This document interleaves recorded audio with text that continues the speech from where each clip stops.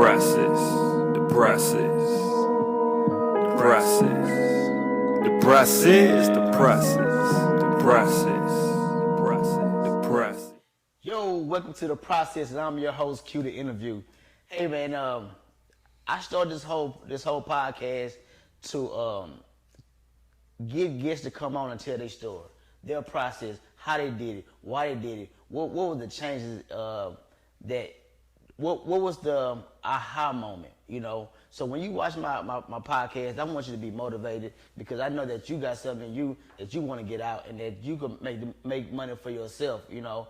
And also, I want you to also tap into these people who come on my show, man. They doing wonderful things, man. We always supporting other people's brands, so why not support our own brand, you know?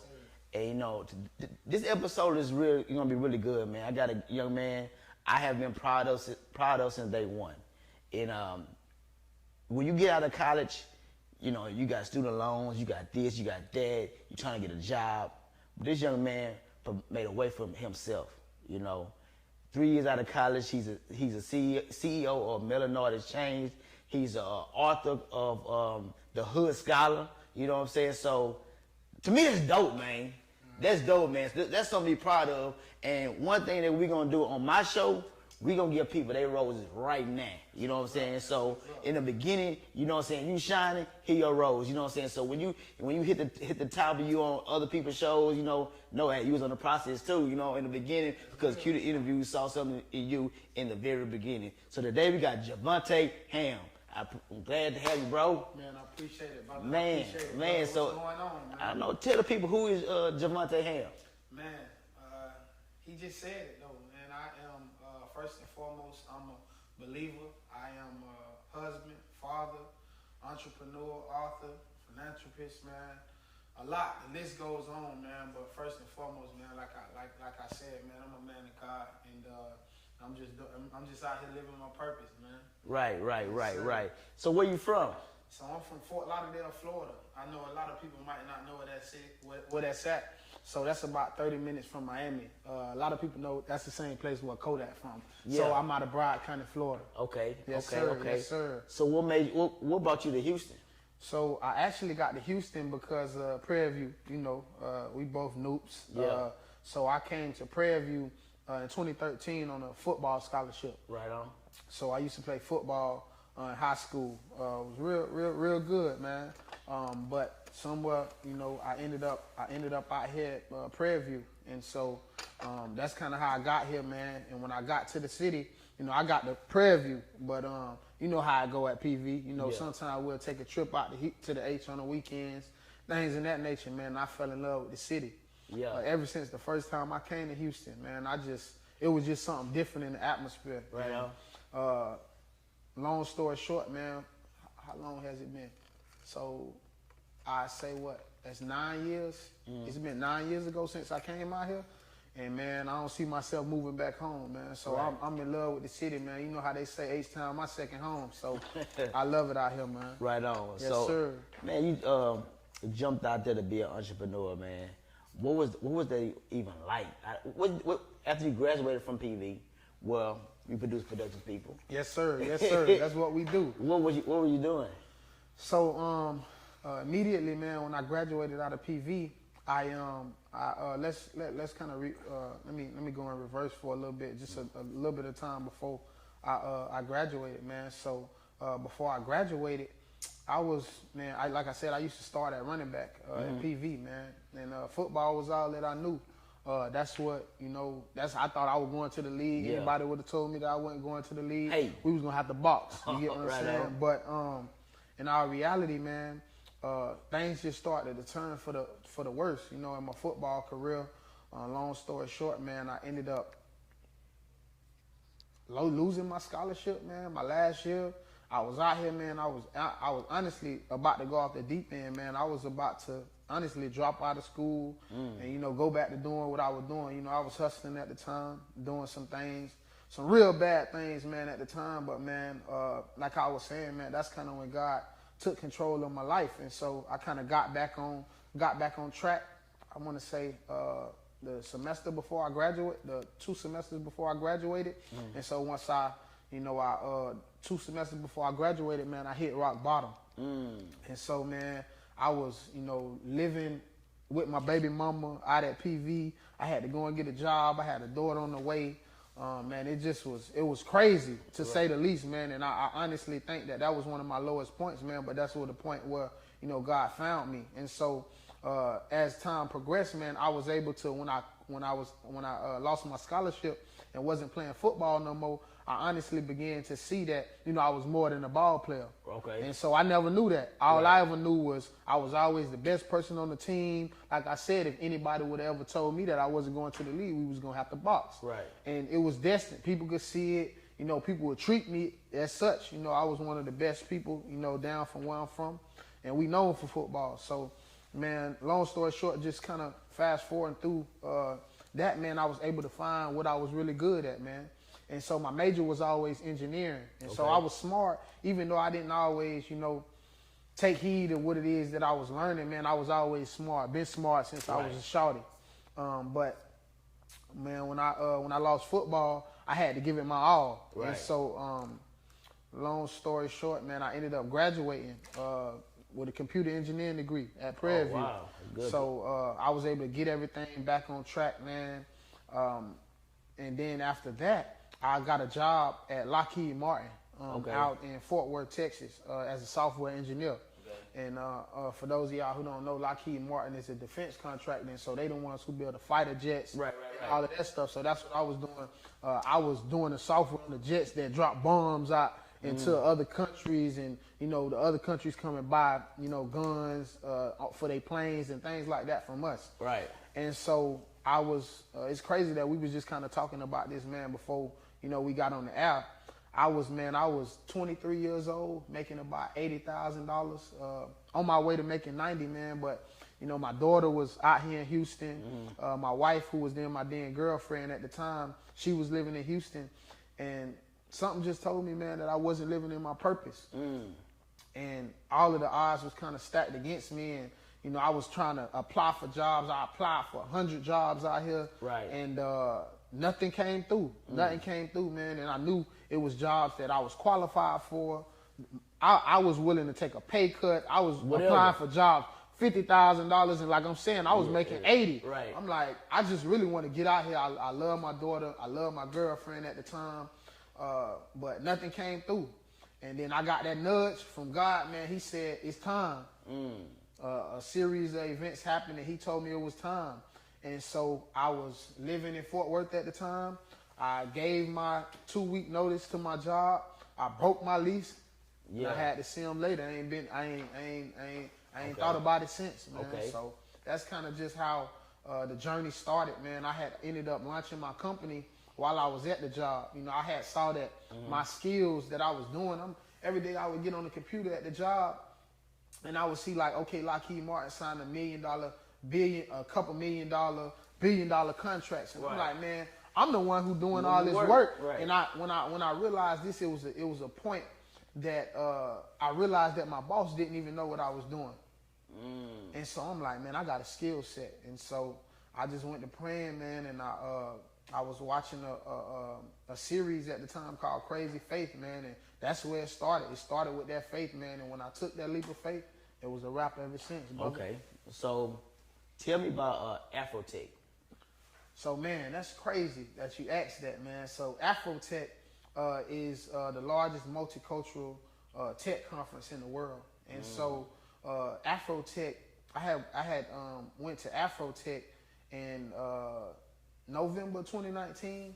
So let me tell it, man. I thought that Afrotech was gonna be the answer to all of my dreams, man. Right. So like I said, I actually quit my job. I think a week after I went to Afrotech, but I had it all planned out in my mind. I was like, man, you know what? I know I got this app. This app is gonna go. I had started seeing ads coming through to my I started seeing ads coming through to my Instagram talking about this tech conference. And then I wasn't finna go or nothing like that, man. I had went to the Forbes Under 30 conference. Okay. They had invited us out a couple of weeks before that.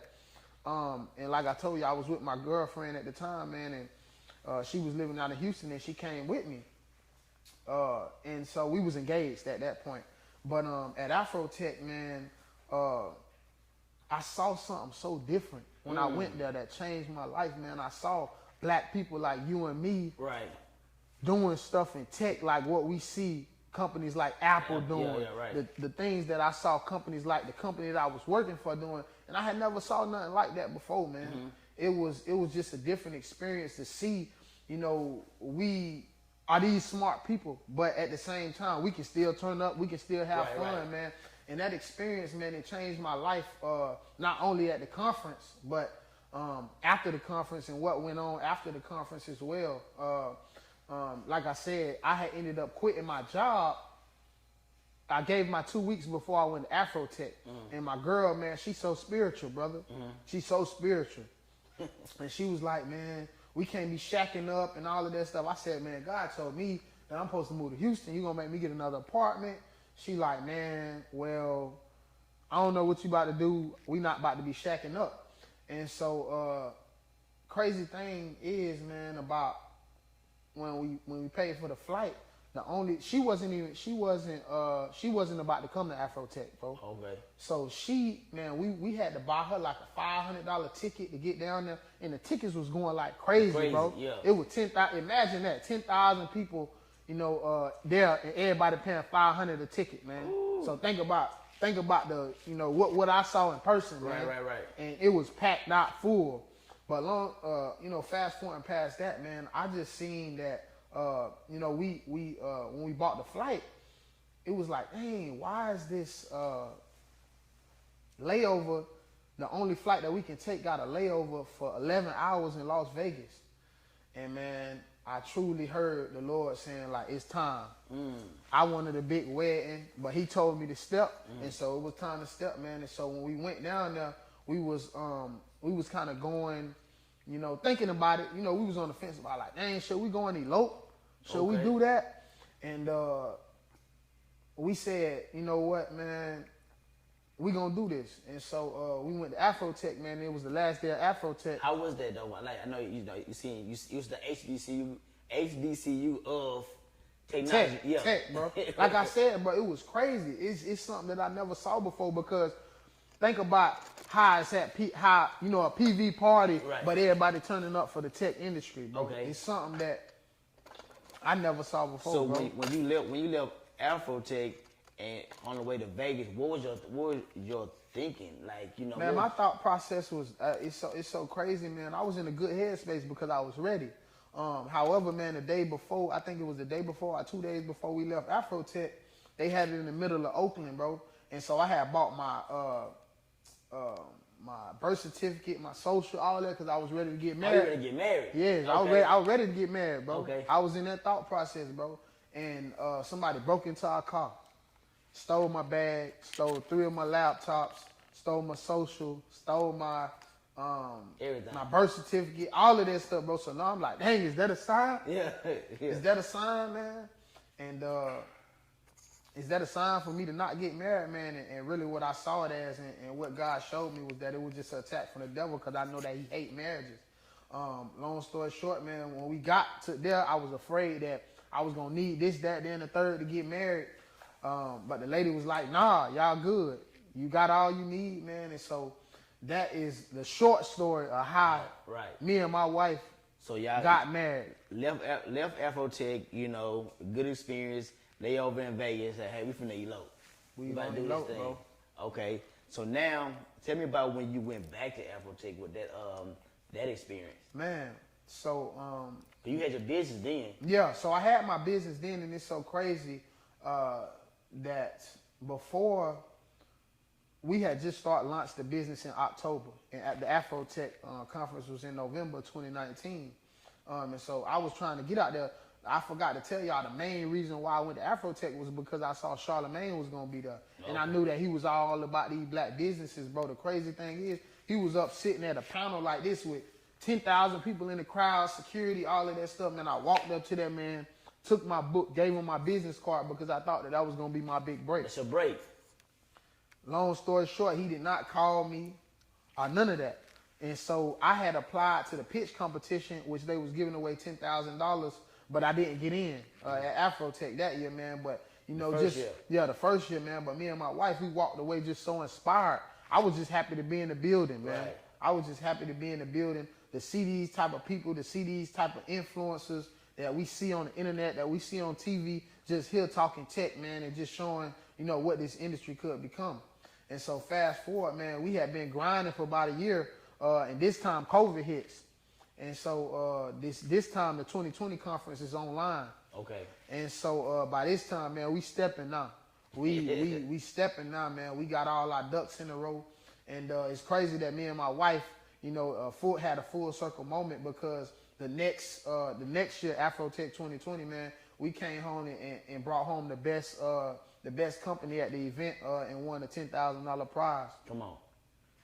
That's crazy, man. It's a full circle, man. It's crazy because all of the stuff that happened, you know, that weekend, from my car getting broken into, from me getting married, to all of the emotions that I had, man, it was just a full circle moment, man, that I knew was already planned and already destined for us to go, man. And we made so many connections, bro, that I know is going to be so essential with us building this $1 billion company that we're building right now, bro. Right. So one thing, you know, was inspiring me about you that really kind of got me going was you said, hey, you know, y'all want to invest in my company. I have stock. I think you was with this company called By the Block. Yeah, By the Block. You know what I'm saying? So when you would say, yeah, and I told my wife, I said, I don't know what Ham got going on, but he said if I put $100 in here, I'll help him out. And that's what I did, man. So how was that experience? Man, I appreciate it, bro. Yeah. I appreciate it first and foremost, we bro. good. That's what I want to say before I say anything. But man, that experience was something I never seen before, something that we never seen, you never seen before. Nah. Like you know so many people with businesses, but we never know what it takes for somebody to invest in our businesses, man. And so By the Block is a black-owned company that is an equity crowdfunding platform. And so this is what I really want to let the people out there in the audience know, man. Because it's all of this stuff that we just don't know. We uneducated on, and we ignorant too. So what equity crowdfunding is a form of investing that helps, you know, founders fund their businesses through the crowd. But the crowd can give equity investments. And so it's kind of like crowdfunding where, you know, a GoFundMe where you can pitch in this stuff, but you can get equity inside the company. And so Obama made something in 2015 called the Jobs Act. And the Jobs Act was to help companies like me, companies like, you know, something what you doing, fund their businesses, man, because he understood that, you know, big time investors, you know, they looking for these certain, you know, metrics that you got to hit, but that doesn't mean that you don't have a good business, you know. So, and before Obama had the Jobs Act, you could only invest in a startup, which is a company like mine, if you had a net worth over $1 million. And so what Obama made was a catalyst to what, you know, could be a vehicle for, you know, black and brown people to drive generational wealth. Because if you think about what having equity in a company is, you know, we just see it on the lower level, but you don't know that the investors who got in early on Uber, like a Jason Calacanis, he put in $25,000 in Uber and it got him to $100 million when they IPO'd.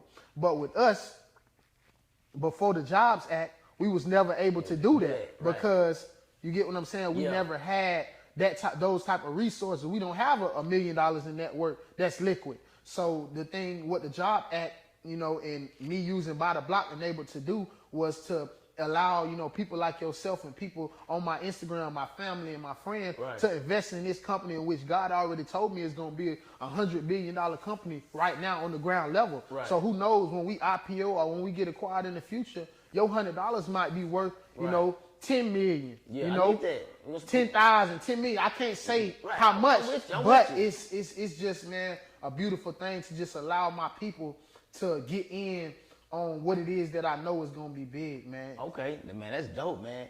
And another thing you had to, all right, let's go back. Tell the people exactly what is your business, what the shell of it. Okay, yeah. So, my fault for always doing that, man. I should have gave y'all. It's the all elevator- good. It's the process, man. I should have gave y'all the elevator pitch, man, before I came on. So, my company is called Melanoid Exchange, man, and currently we are working on a product called Melex Studio, which is a gamified e-commerce platform that utilizes innovative education to help teens build lean online businesses. And so, the problem that we solving right now is that we know that the future of entrepreneurship is at stake. Okay. Entrepreneurship drives, all of the economic growth, all of the acceleration in the world.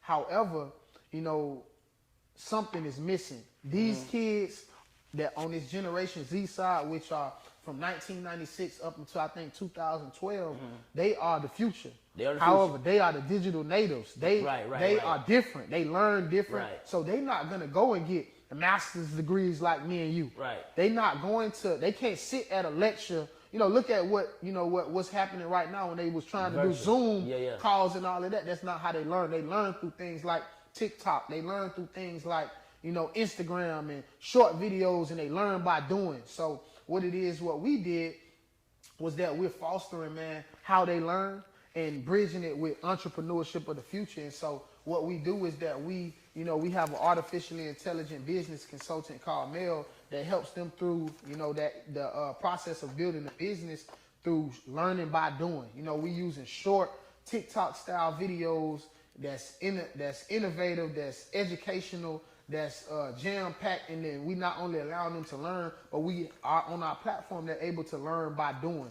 It's very, very kinesthetic, very tactile in the way that they are not just sitting down at a lecture and then they got to go and do it. 2 or 3 years later, they're learning while they're doing, man. So that's what we're doing, man. What we say is that we at our motto for our company is that no business left behind, and so we know that.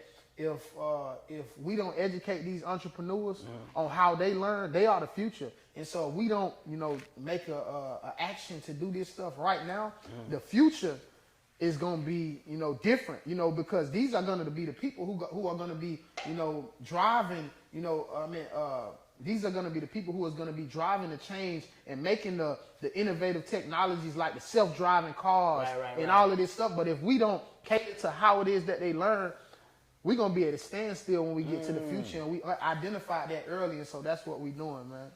Bro, that is dope. I don't know what's going on. How old are you?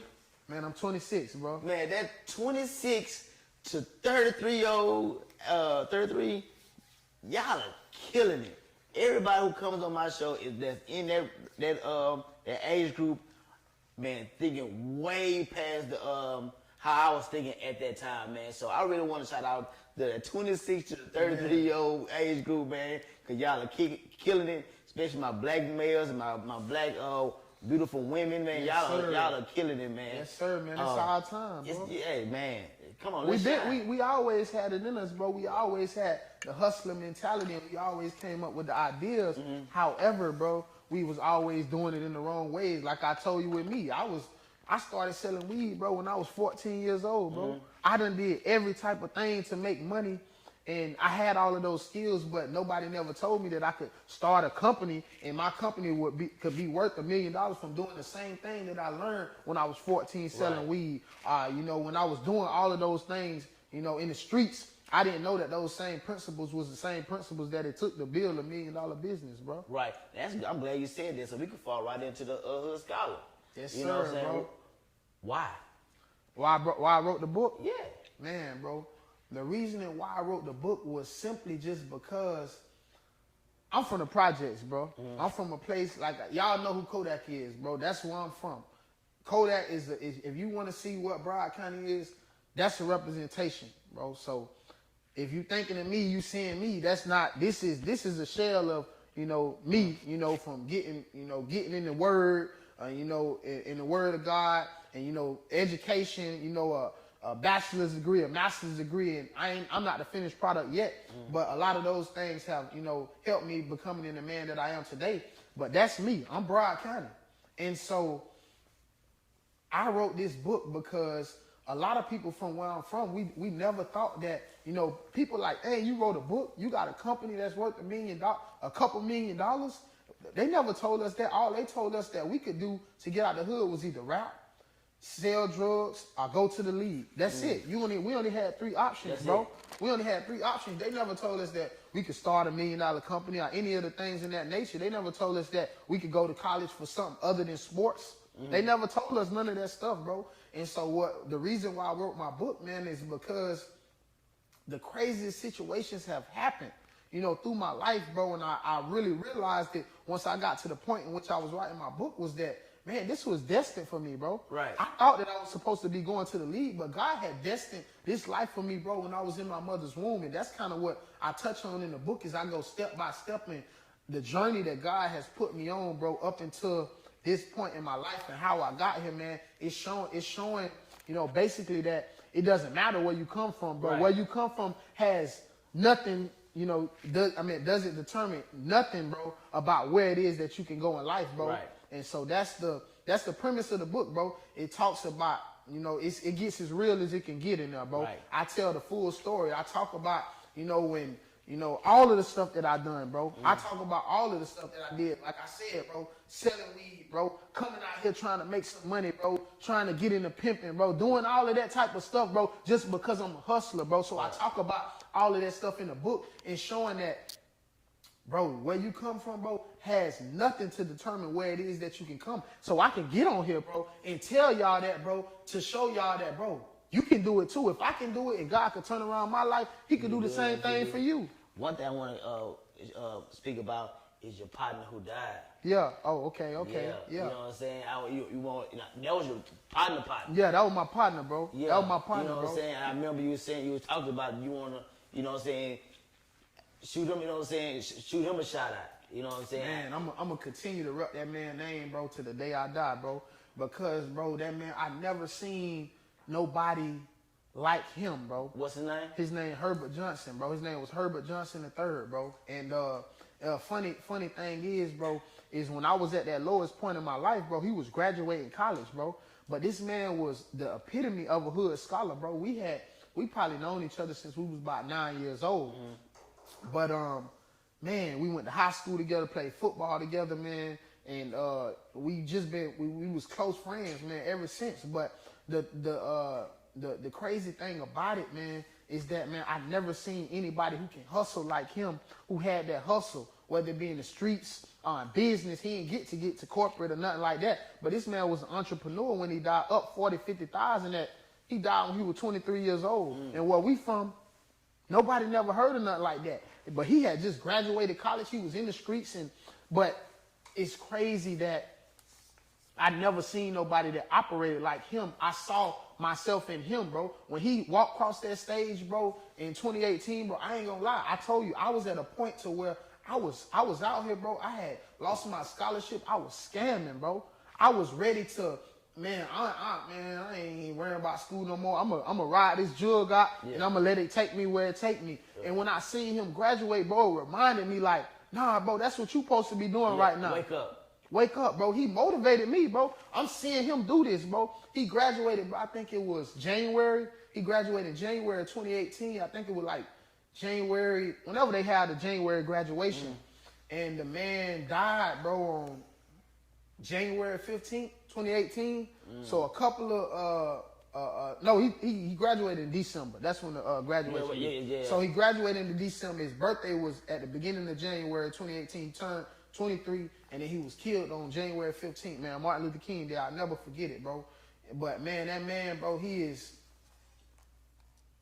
man, I know he watching over me, bro. I know it, bro, because, man, that man, bro, I can't even explain it, the type of person that he was and the type of impact that we still trying to catch. This man been gone for 3 years now. We still trying to catch up to where it is that he was, man, loved by everybody, bro. But it's so crazy, bro, because I'm telling his story, bro, through my story, bro, because everybody don't get to tell that testimony, bro. Right. He died, bro. He got shot because he was, at a Waffle House, bro, late night, bro. And he was at the Waffle House late night after the club one night, and he got into it with a dude, and, something stupid. And long story short, man, the dude chasing him out the Waffle House and parked him. He got caught in the back, man, and it's over with, bro. Just graduated college, bro, got his whole life ahead of him. He was, but that stuff, bro, that I talk about in my book, bro, it always catches up to us, bro. And so I'm just a blessing, bro, that God showed me that I'm a minor character in my own life. Everybody don't get to tell this testimony. Right. Everybody don't get to tell that testimony, Right. bro. Okay, so Everybody the don't get Hood to tell Scholar, it, bro. hey, what can the people purchase the book from? Man, y'all can purchase the book on Amazon. Y'all, if y'all don't like to read and y'all like to listen, y'all can purchase it on Audible. Y'all can purchase it on iTunes, man. Whatever it is, man, I truly believe that the book will be a blessing to your life. And it will show you, man, that where you come from truly don't determine where it is that you're going, man. God got a purpose for your life, my life, like we was just talking about. He got a purpose for, you know, whoever's out there, man. He got a purpose for all of us. And don't be afraid to take that leap of faith. Gotcha. Don't be afraid to outthink your environment. That's essentially what the book is all about. Because I didn't know when I quit my job, you know, with 10, 20 people on the platform, that all of this stuff was going to happen, but God knew that. Right. And so all of the events that happened before in my life was just a stepping stone to get me to this point, man. And when I sit back and I see, you know, all of these little things that I overcame back then in 2015 and 2014 and when I was a child, helping me at this stage in my life, because all it is obstacles, and now I can hurdle over that stuff, Right. man. And so that's all it is, man. It's just motivation to the youngins. Okay, so how has your wife been impacting your life? Because we want to shout out the Black Queen. Man, bro, the scripture, Proverbs 18 and 23, bro, say he who finds a wife finds a good thing and obtains favor from the Lord. Okay. I don't have to say no more else. Right on. I don't have to say nothing else, bro. Ever since I met that woman, bro, she's caused me to level up, bro. I never met nobody who was married. My mom and my daddy wasn't married. You know, I think some of my great aunties was married, but, you know, as far as our generation, I don't have any partners who married or nothing like that, man. So when I stepped out on that leap of faith and I started doing that, like I said, man, God has shown me that my life, I'm a minor character in my own life, man. So other people seeing me getting married, they asking me, you know, hey, how it is, and we're showing them how it is to be married, bro. But man, she has been a major impact, not only in my life, man, but in my daughter's life. She took on my daughter like that's her own. Okay. She took on my daughter like that's her own. She has a spiritual walk that she was on that has grabbed me up and took me up and through a lot of things, bro, and showed me so much about myself. When I met her, I had never prayed out loud. Now I can find myself getting on Instagram when God give me a word, to share a word, and it's so crazy, bro. I met her through Instagram. I met her through one of my friends, so she is in the ministry too. So we in a ministry called Read, Pray, Share, where we leaders in right now. And so, which is, you know, a young adult ministry. Y'all can follow us at Read, Pray, Share on Instagram. And so, but this was way pre-Read, Pray, Share. She was on her walk with God since I think 2016 or 2017. One of my homeboys, one of my best friends, 40, man, shout out him too. You got to get him on the podcast, bro. What's his name? Jerome Howard. Jerome, we need you. Jerome Howard, man. He live out here. He live in Katy. He from Fort Lauderdale, Florida too. But long story short, man, he saw her on the Explore page, and he DM'd me a video of her, man, and she was just, the message that she said hit me in my heart. And so I said, man, who this is? She's straight too, but let me follow her. Yeah. And so I followed her. Now I ended up following her on Snapchat, bro, and the rest history. Right. The rest history, bro. Right. So, man, bro, she is just, man, I can't explain her. She is just a blessing, to say the least. Right on. She is a blessing. So man. also on Instagram, I saw you just gave your life to Christ. Yes, sir. How was that experience? How's that been for you? Man, it's been, I'm enjoying, bro. I don't have to worry about nothing. It's crazy, bro. I had been gave my life to Christ, but I had just learned about, man, the 3 baptisms. You know, baptism. You know, when we you know, you got to get baptized in the name of the Father, the Son, and the Holy Spirit. And so I had already been, you know, accepted Jesus Christ as my Lord and Savior. I want to say 3-4 years ago. You know, we all, you know, went to church when we was but when I really came to the realization and saw, when I wrote this book and saw all of the things that God has been doing for me throughout the years, man, that's when I truly, Wait a minute, yeah. That's, but this past when you just saw me get rebaptized, was that I gave my life, man. I surrendered my life unto him, bro. And when I got dipped in that water, bro, all of the ugly desires, all of the sinful natures, bro, that I have to die to every day, I dropped that down in the water and told God that, you know, I can't do it on my own. I need you. And so that's when I got baptized, bro, just a couple weeks ago, man. And I surrendered my life, bro, unto him, bro, and told him, man, that whatever it is that he need me to do, I'm doing it. I'm on your team. I'm on the front line stepping for you. Whatever it is that you need me to do, that's what I'm doing, bro. And I'm just reaping the benefits, man. I'm just reaping the benefits of what it is that he doing in my life, bro. So all of the things that people seeing, that you seeing on the internet, that, you know, people coming up to me like, bro, I remember when you used to do this, or I remember when you messed up my, you know, cash shop doing this, bro. And I'm like, man, ain't God good, bro? I know, right? Ain't God good, bro? Right. That's like seeing it. I seen on Instagram that had the dude got rebaptized and was like, hey, that old baptized. Well, I got baptized when I was a kid. It kind of wore off. I need to get dipped again. Come on, man. I'm a new person, bro. I'm a new person, and I truly feel that in my heart, bro. Right. Man, I was struggling with so many things growing up from where I'm growing up from where I grew up at. Right. You know, but the thing is, we all do that. So the reason for that baptism that I just did, man, was to say, God, I cannot do this alone. Right on. I didn't know that when all I had to do was give him my heart and he'll change my habits. Gotcha. That's it. It's that easy, bro. It's that easy. So people see the life that I'm living right now. They like, hey, how this happening for you? How are you, you know, from a place to where, you know, nobody has ever, you know, owned a home in your family. Your people live in apartments, small apartments, 1-bedroom apartments, but you able to get a $400,000 house with a 555 credit score. How can you do that? And put $15,000 down? Right. It's nobody but God. Right on. It's nobody but him, bro. I'm with you. And so, man, I'm stepping. I'm on the front line for him.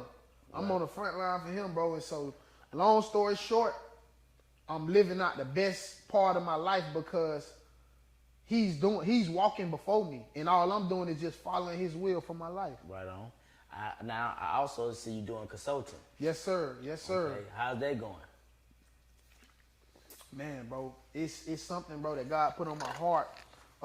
Truly, man, to help people like me who came from the hood. It's not your normal consulting to where it's like, oh yeah, man, I want to help out this kind of business and that kind of business. No, my target audience is people just like me, people who from the streets, who may have, you know, that hustler mentality, but they don't know how to turn it into something legit that will be lucrative, not just, you know, your car wash or your lawn service. Your lawn service that they always tell us. But not knocking it, not knocking it, bro. Not knocking it. It's nothing wrong with that. Because I can work with a lawn service, bro. But you thinking that you got to use the lawn service to wash your money. You don't got to use the lawn service to wash your money. I'm here to show you that, bro, this lawn service, you can make way more money than what it is that you're doing, you know, in the streets, whether you scamming, whether you know, selling drugs, whether you pimping or whatever it is that you're doing, bro. I don't judge nobody, bro. I don't judge nobody because I've been there. So this consulting is different. Okay. This consulting is different. It's for them hood dudes. Okay. It's for the streets. Yeah. For me to show you, bro, that you can do it. For me to coach you through how I did it. Right. And show you how you can use them same tactics, them same principles, man, to leave the streets. Okay. To leave the streets alone, man. And I'm actually coming out with a fellowship in a couple of weeks, man, that you know, it's gonna cost $5,000, man. But I truly believe that it gotta be worth it, bro. You gotta invest in yourself because my time is money, bro. Right. My time is money now, so I can't step without, you know, being properly compensated for what it is that I'm doing, bro. Because I got the power, man. God has instilled me with the power to change not only my life but the lives of others. So, you know, you being able to make this type of money, you know, from your lawn service or from your car wash, or being able to, you know, come up with a tech company, bro. You don't have to be in the streets no more. Now your kids, you know, your kids' father don't have to go to jail. I mean, your kids don't have to see their father, you know, die or go to jail. They don't have to see that. Right. So, man, I'm truly excited, man. I'm truly excited. I'm excited man. for you, bro. I'm excited, bro. Let me ask you something. After going to Afrotech and seeing it, do you think you could create something like that? Cause you in tech. Yes, sir. Do you think you could create something like that in Houston? Man, I most definitely think that.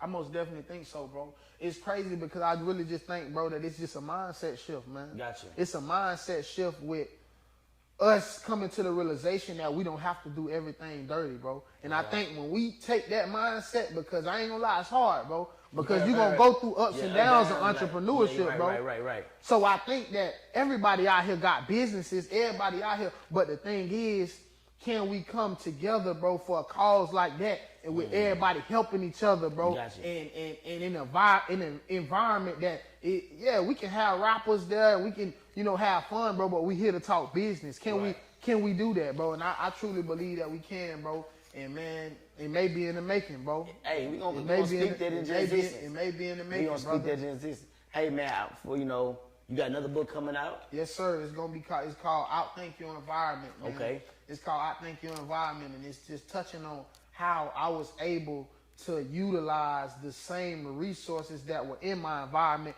to outthink my environment. And when I got into the world, I'm on a whole nother level because I received education from the streets, and I received the education from the education system, and now I'm 2 times as smart as everybody else. Right. And so in my second book, I Think Your Environment, is just talking about how we can utilize those same resources that we grew up with and use them to our advantage, because we usually think that it's a disadvantage. Right on. Yes, sir. Yes, sir, man. I appreciate you, brother. And then Hydrate Hill, man. Make sure y'all get some. Yes, sir. Yes, sir. Man. Hydrate Hill. Right on. I always need that good water, man. Always. Hey, how do so if people want to do business with you or contact you, how can they find you? Man, so you can email me at purpose@thehoodscholar.com. Purpose@thehoodscholar.com for any inquiries. You can follow me on Instagram at the.hood.scholar. You can follow my business at Melanoid Exchange on Instagram. If you have any business inquiries, you want to get, if you're a teen out there and you're looking to get into entrepreneurship, or your kids, you may be looking to get your kids interested in entrepreneurship, support at melanoidexchange.com. And that's it, man. Man, that's dope, man. Hey, I want to thank you for coming on my show. Man, it's love, brother. Anytime, bro. Man, for all the viewers out here, man, listen, I am Q to interview. I'm really trying to grow this podcast, man, and keep having guests. I'm here with Right Time Solution, and they shooting it, and he doing a wonderful job, guys. But I really need your help on hitting that subscribe, that like, that comment, and just give me some feedback on what you think the show, not what you think what the show is, but what would you like to see? Some guests, would you like to come on to the show? But also, man, I want you to get with these guys, man, and Right Time, make sure y'all, book with him, and get the book. Yes, sir. You know Please, what I'm saying? man, it's going to bless your life, man. Drink plenty of water, hydrate Hill. Let's get it. Once again, my name is Q the Interview. I want to thank y'all for watching The Process. The process. The process. The process. The process. The process. The process. The process. Yeah. Welcome to the process, player. You gotta trust the process, player.